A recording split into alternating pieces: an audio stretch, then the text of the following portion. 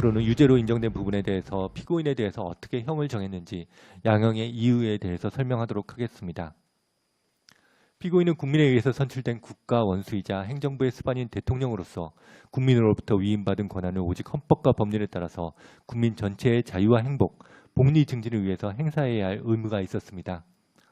그럼에도 피고인은 자신과 오랜 사적 친분을 유지해온 최서원과 공모해서 기업들의 이 사건 각 재단에 대한 출연을 요구하고 최서원이 설립 운영을 주도하거나 최서원과 친분관계가 있는 회사 등에 대한 광고 발주, 금전 지원, 납품 계약, 에이전트 계약 체결 등을 요구하고 최서원의 지인들에 대한 채용 및 승진까지 요구해서 기업들로 하여금 이를 이행하도록 강요하였고 사기업의 경영진을 경영 일선에서 물러나도록 강요하기도 하는 등 국민으로부터 위임받은 대통령의 지위와 권한을 남용해서 기업의 재산권과 기업 경영의 자유를 심각하게 침해했습니다.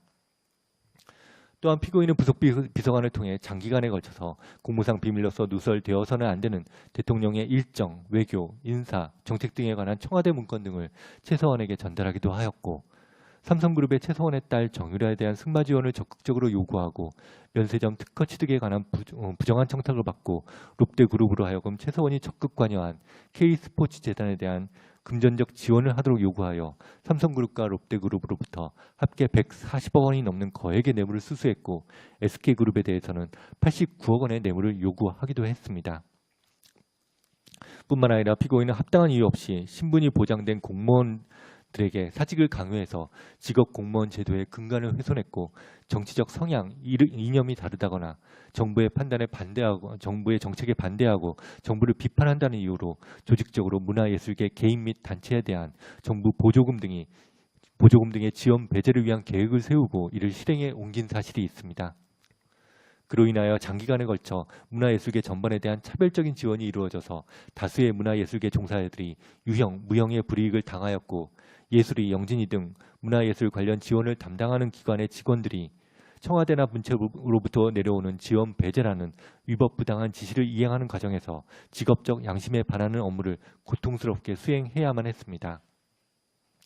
이와 같은 피고인의 범행이 하나둘씩 밝혀지면서 국정질서는 큰 혼란에 빠졌고 결국 헌정사상 초유의 탄핵 결정으로 인한 대통령 파면이라는 사태에까지 이르게 되었는 바 이런 사태의 주된 책임은 헌법상 부여된 책무를 방기하고 국민으로부터 부여받은 지위와 권한을 사인에게 나누어진 피고인과 이를 이용하여 국정을 농단하고 사익을 추구한 최서원에게 있다고 보아야 합니다.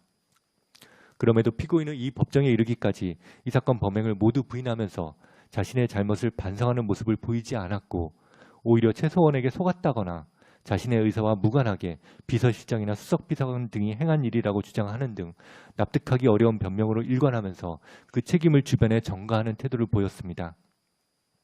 위와 같은 사정에다가 다시는 대통령이 이 나라의 주인인 국민으로부터 부여받은 권한을 함부로 남용해서 국정을 혼란에 빠뜨리는 그런 불행한 일이 반복되지 않도록 하기 위해서라도 피고인에게는 그 범죄 사실에 상응하는 엄중한 책임을 묻지 않을 수 없습니다.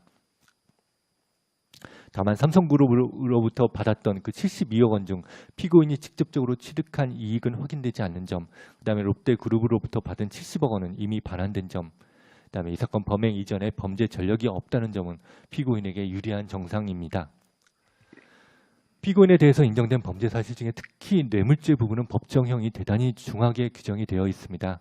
특정 범죄, 가중처벌 등에 관한 법률에 의하면 그 받거나 수수하거나 요구한 뇌물 금액이 5천만 원 이상이면 7년 이상의 유기징역에 처하도록 규정이 되어 있고 1억 원 이상인 경우에는 무기징역 또는 10년 이상의 징역에 처하도록 규정이 되어 있습니다.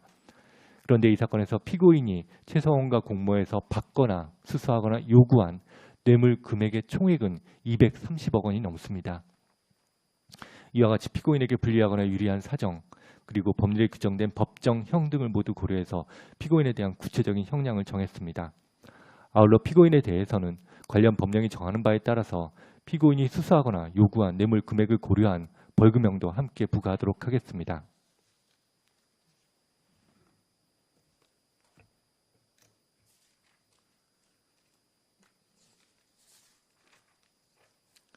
그러면 이상으로 이유 설명을 마치고 판결 주문을 낭독하도록 하겠습니다. 박근혜 피고인에 대해서 판결을 선고합니다. 박근혜 피고인을 징역 24년 및 벌금 180억 원에 처한다. 피고인이 벌금을 납입하지 아니하는 경우 3년간 피고인을 노역장에 유치한다.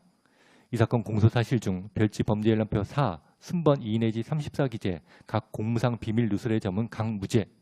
이 판결 중 무죄 부분의 요지를 공시한다. 오늘 선고한 판결에 불복이 있으면 오늘로부터 일주일 이내에 항소를 제기할 수 있습니다. 항소장은 이 법원 서울중앙지방법원에 제출을 해야 되고 항소를 하게 되면 서울고등법원에서 재판을 받게 됩니다. 이상으로 박근혜 피고인에 대한 판결 선고를 모두 마치도록 하겠습니다.